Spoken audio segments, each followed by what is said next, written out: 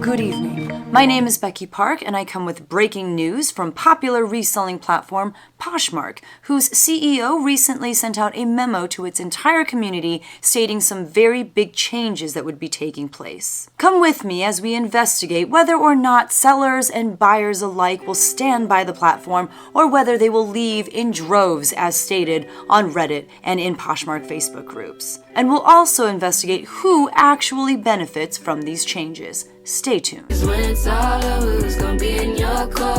As stated earlier, there has been a big kerfuffle in the Poshmark and reselling community with some news that just came out from Poshmark regarding some changes that they're making to their platform. I wasn't super surprised to see these changes given that we've seen Mercari go through a similar evolution not too long ago, and even more recently Depop. And so it kind of seemed like it was just about time that this was going to happen to Poshmark. Rumor has it that this is already happening on eBay in different countries outside of the US. So it does seem right now like a lot of platforms are playing around with their fee structure, and Poshmark is simply the latest platform to play this game. And so I thought what we would do is go through the memo that was sent out from the CEO of Poshmark and just kind of investigate if this is actually something that is going to hurt sellers and buyers a ton the way that a lot of people are stating, or whether it's worth it to write it out and just see what happens. So let's jump right into the memo. All right, so Manesh just really jumped right into it. He said, "Dear Poshmark community, we are making one of the biggest changes to our marketplace since we started the company. Our current 20% or $2.95 seller fee will be significantly reduced, replacing it with a new 1, 2, 3 fee structure." I think what was most shocking about this was the fact that I think I got this memo on October 2nd, and it said in the memo that these changes would be effective in the US starting tomorrow, which is actually my yesterday right now, that it would literally take place the next day. You know, with Mercari, they at least gave Mercari sellers and buyers a little bit of time to adjust to the changes, to think about them, to make decisions as to whether or not they wanted to stay on the platform. This was very sudden. And so this is already in effect, everything that I'm going to share with you, which is the first kind of mind-blowing thing about this whole memo. But anyway, going on, it says Poshmark's seller fee will be $1, $2, or $3 based on order value plus 5.99% of the order total.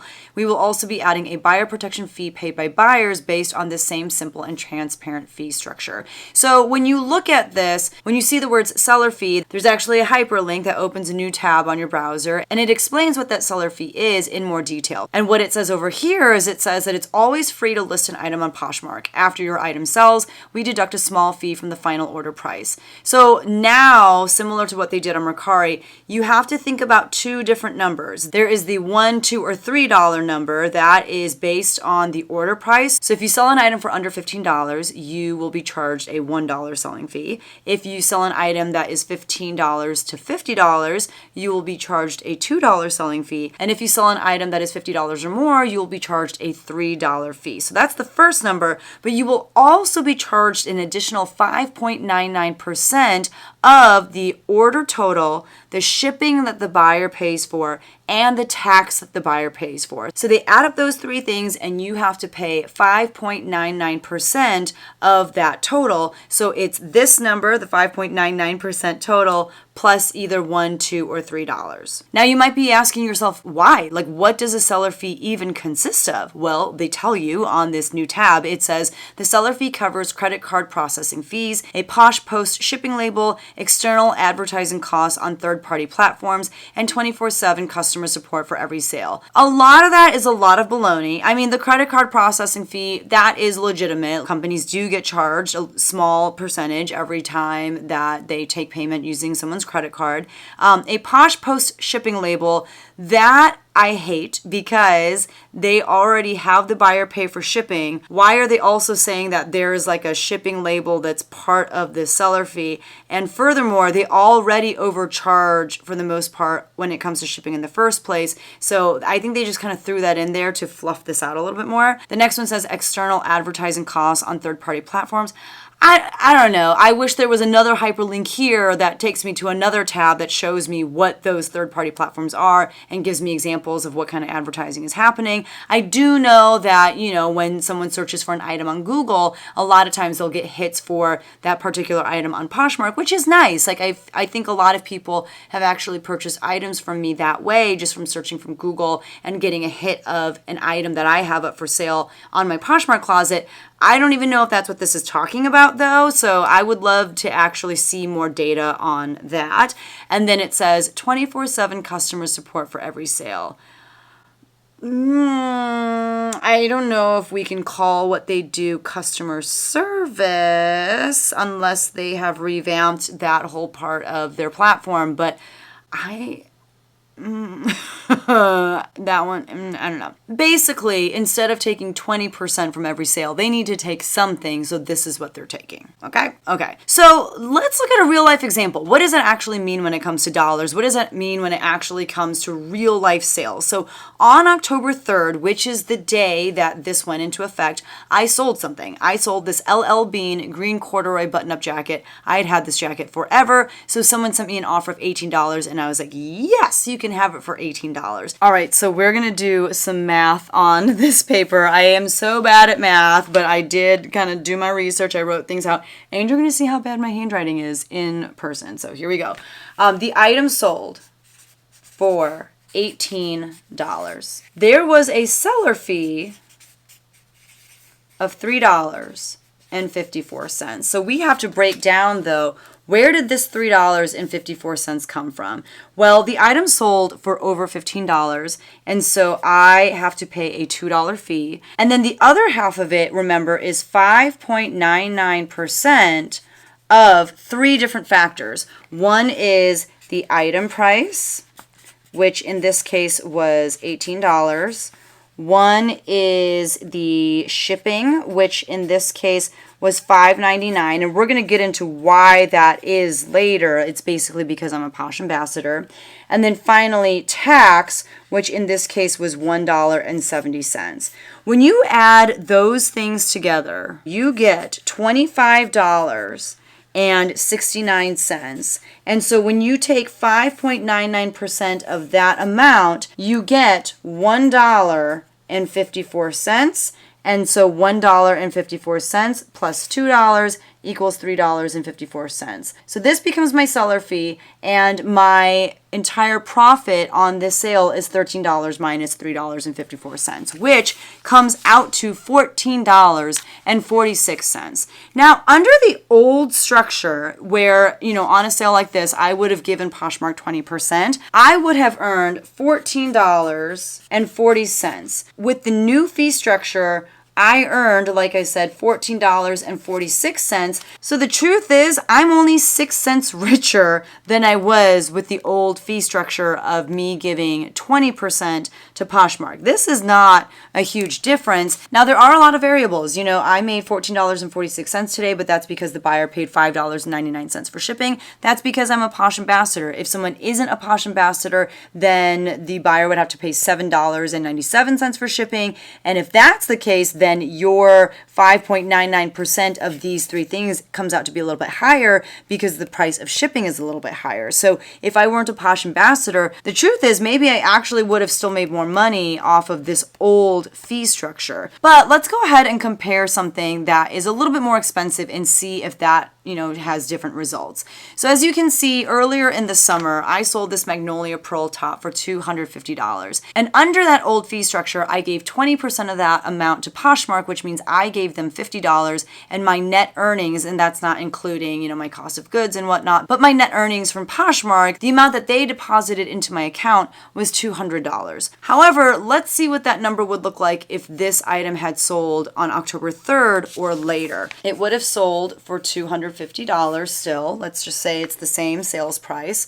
However, instead of a 20% fee, I'm going to have to pay $3 because this item is over $50. And then I would have to pay 5.99% of the cost of the item, which was $250, shipping, which again was $5.95, and then the taxes. Now, taxes here were pretty expensive. Taxes on this was $21.29. When you add that all up, that is a 9, I swear. When you add that all up, you get $277.28. And 5.99% of that comes out to $16.61. Again, I have to add $3 to that, so that means the entire amount that I have to pay in fees to Poshmark is $19.61. I already know, even before getting out my calculator, that that is a lot less than the $50 fee that I had to pay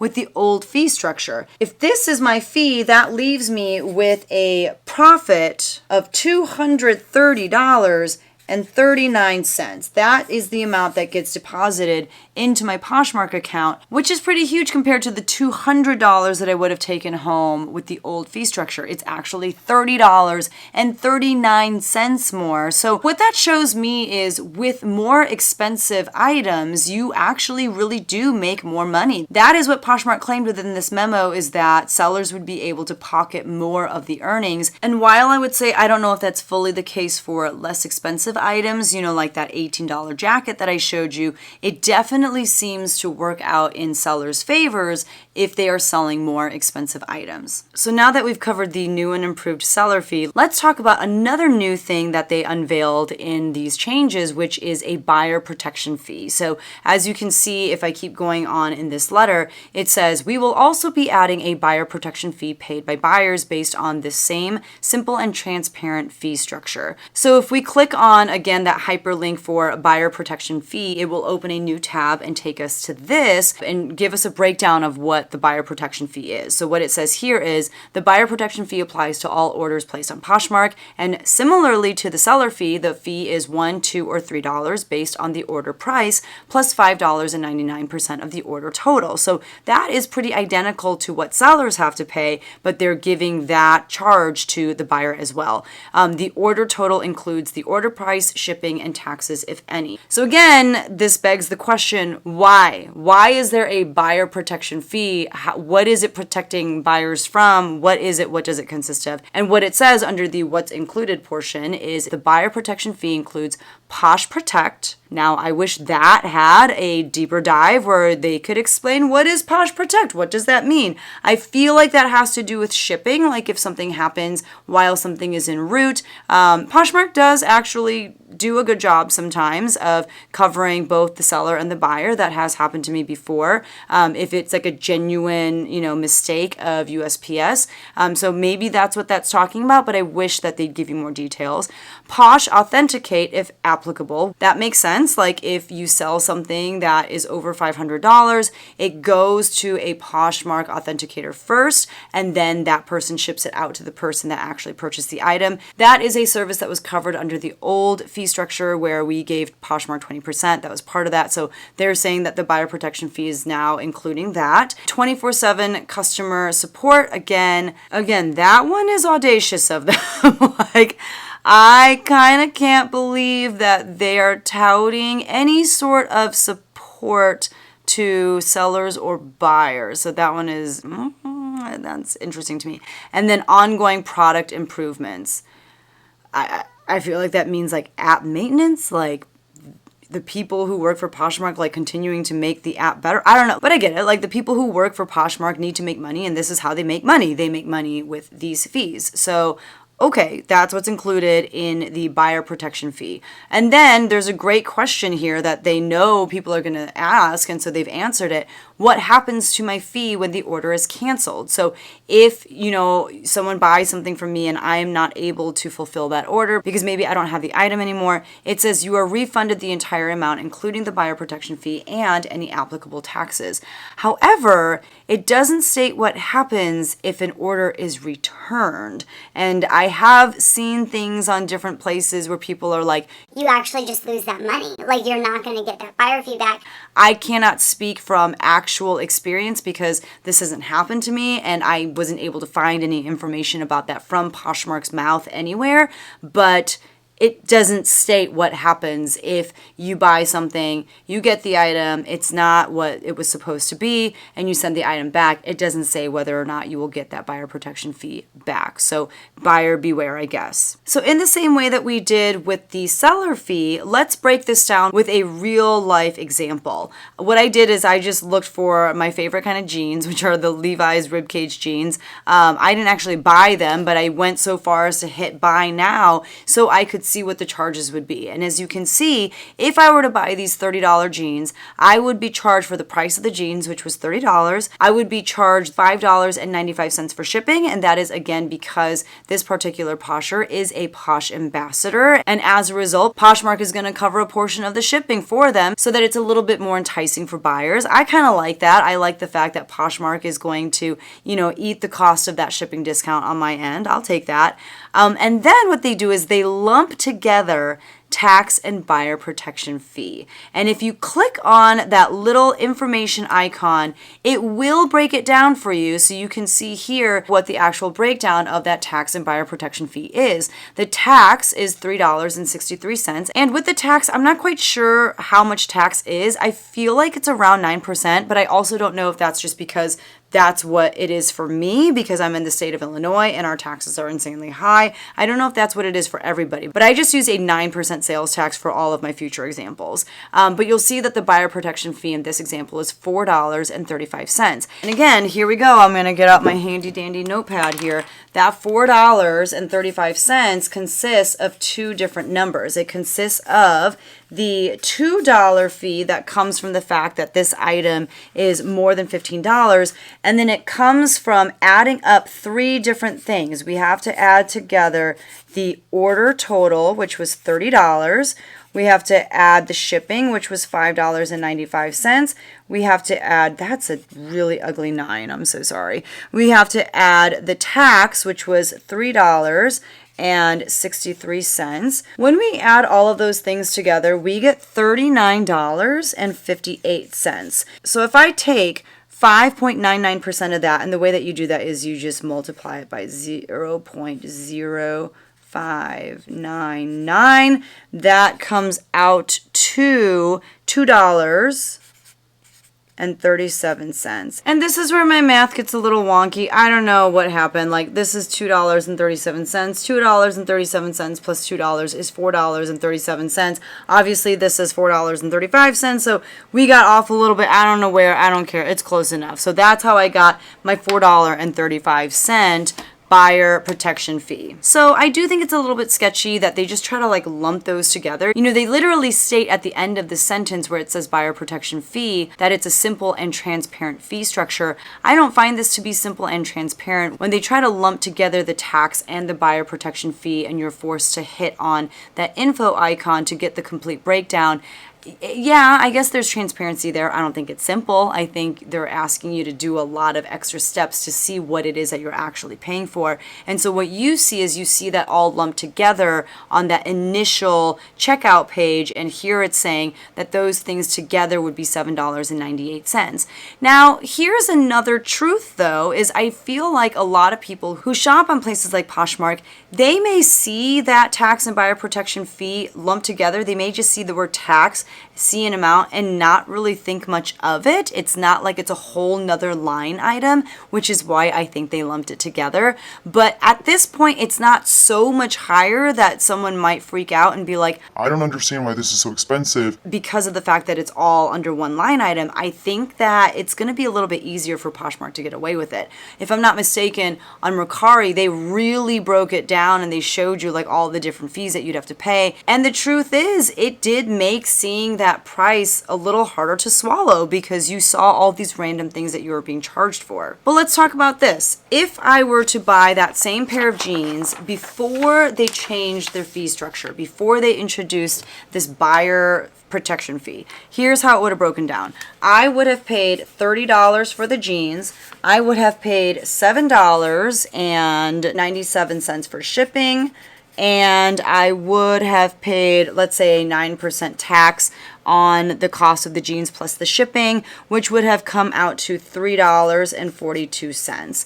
And so if I add all of that together, that would mean I'd have to pay $41.39, which is $2.56 less than what I would have to pay today. So with the old version, I would be paying less, and that's what we expected, right? Like they're adding a new fee to what the buyer has to pay. So you're just expecting that the amount that the buyer is going to have to pay is going to be a little bit more. But with this example, like I said, it's $2.56 more, which isn't horrible. Like, you know, I probably wouldn't even notice it, like I said, if I were to look at this example. But just like we did with the seller fee, let's try this exercise with something a little bit more expensive. So I just searched Gucci and there were a bunch of hits, and one of the hits was this purse. This purse was priced at $258. The shipping was $7.97. I guess this particular Posher is not a Posh ambassador, so I would have to pay the full amount for shipping. And now if you look at the tax and buyer protection fee, you're seeing a much bigger number. You're seeing $46.15. Again, you know, the item is pretty expensive. A buyer might see that and go, Oh, I guess that's my taxes. and they might just pay it. But if they click on that little information icon, they will see the breakdown in which they can see that the tax on that item was $25.78, and the buyer protection fee, an additional charge that they now have to pay under this new fee structure, is $20.37. You add those two together, and that's how they got the total tax and buyer protection fee for $46.15. Now, let's break down how much I would pay for this same purse under the old fee structure. So under the old fee structure, I would pay $258 for the purse. I would pay $7.97 to ship it. And I would pay taxes, which again, if they're at 9%, that would be an additional $25.78. When I add those together, the amount that I would have had to pay for this purse even just a few days ago before these changes were put in place would have come out to $291.75. That means I am paying a whopping $20.37 more under the new fee structure with the addition of this buyer protection fee on Poshmark. So same bag, I have to pay $20 more to get it today versus had I just bought it 4 days ago. It's okay, I don't even want this bag. I'm using it as an example. But boy, if I had really wanted this in real life, I would have been so mad at myself if I had waited. So when you look at an additional $20 versus, $2.56 extra that I would have had to pay for those jeans, that's where it's going to start getting a little bit more difficult, I think, for buyers to want to make purchases. So just like in the last example with the seller fees, we saw that on lower priced items, it didn't make much of a difference. When I sold something for around $20, the amount that I profited off of that item didn't really change very much. There was like a 6-cent increase. However, when I ran the numbers on a much more expensive sale, something that sold for $250, I was able to see how the changes in the seller fee benefited me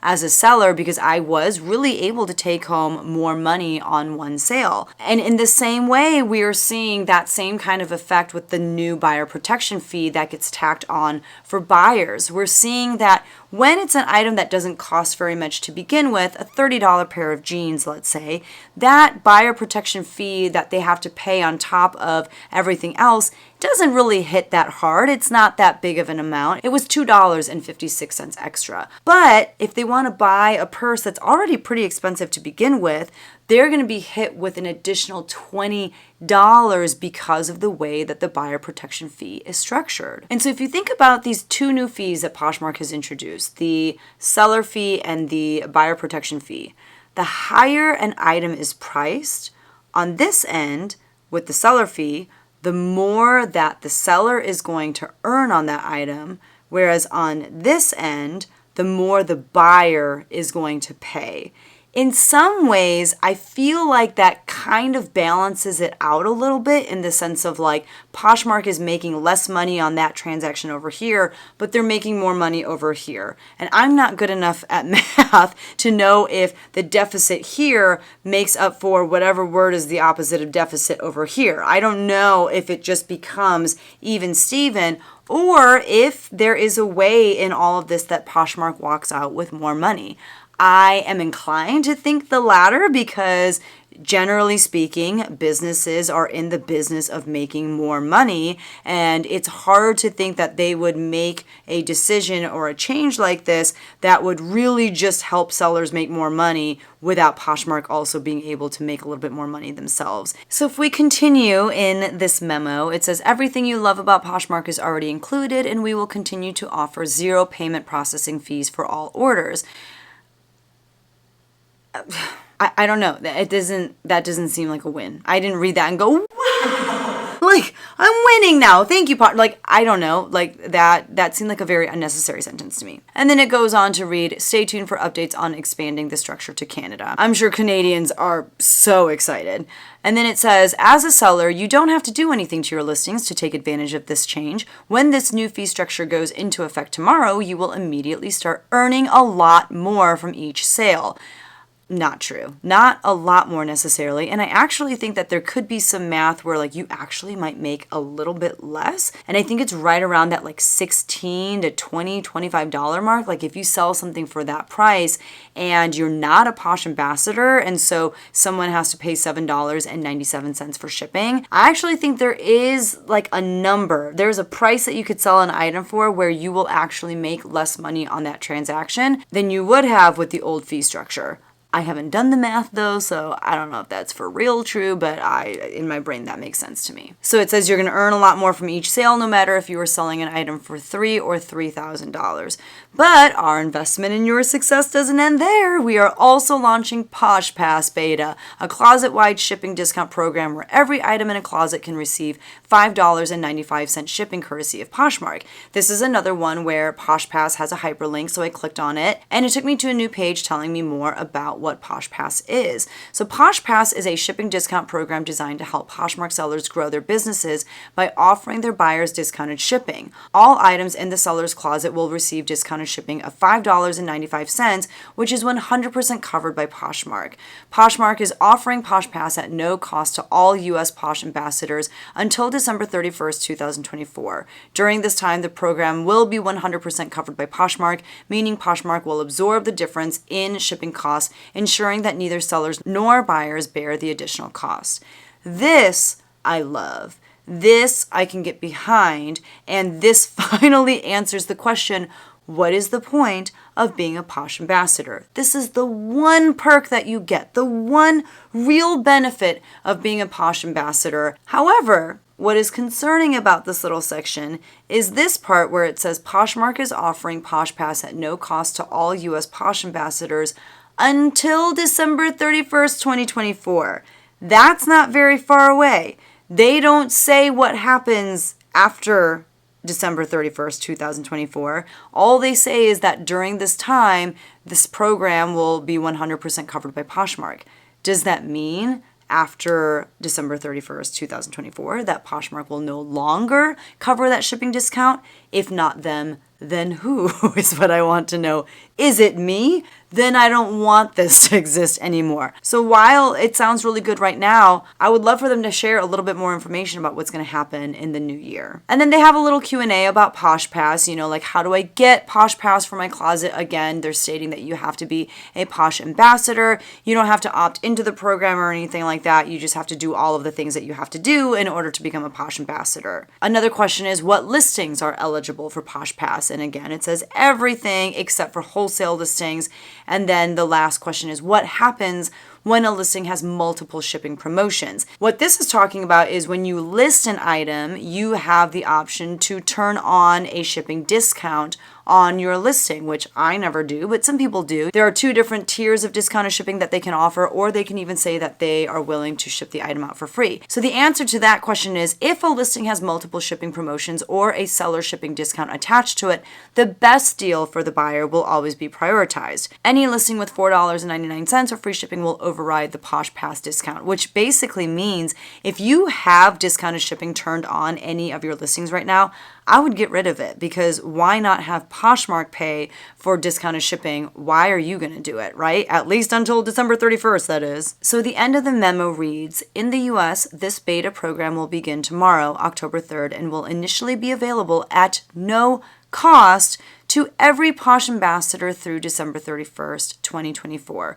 We plan to expand this innovative program to other sellers in the future, so stay tuned. This is also a very telling paragraph in the way that it was written when they said, and will initially be available at no cost, which means there could be a time when this is only available with a cost. And that is a hypothesis that I have seen floating around social media, that perhaps Poshmark is going to turn to some sort of subscription model in the future to continue offering this service. The final paragraph reads, "Our goal remains the same from day one. Make buying and selling fashion simple and fun so that we can create a more connected, sustainable world together." Their definition of simple and fun is very different from mine, so those were interesting words to choose for that sentence. With these enhancements, we are making it even more affordable to sell and shop on Poshmark. For more information about these changes, please visit our blog. So, what are my conclusions after having read that memo from Poshmark and having researched it a little bit, having gone through some real life examples? My conclusion is I'm going to stick with it. I'm going to stay on Poshmark. I'm not going to pull all of my listings. I'm not going to sit here and claim that Poshmark is dead. I'm going to see what happens, because the truth is, when Mercari made these changes, a lot of people threatened to close down their accounts, and I don't know if they actually ended up going through with it or not, but the truth is, I haven't seen that much of a difference in my Mercari sales. I didn't get a lot back then, and I still don't get a lot. So it's a whole lot of the same old for me on Mercari, and I kind of suspect that it's going to be the same on Poshmark. I cannot really see it doing that big of a number on my Poshmark sales in a way that it's not going to be worth it for me to list on Poshmark anymore. It does sound, however, like a lot of the changes that they're making right now are step one to a multi-step process. I am a little nervous to see what steps 2 and 3 and 4 are in some of the changes that they're making. For example, the shipping discounts. Who's going to pay for these shipping discounts after December 31st, 2024? Are they just going to get rid of that part of this update?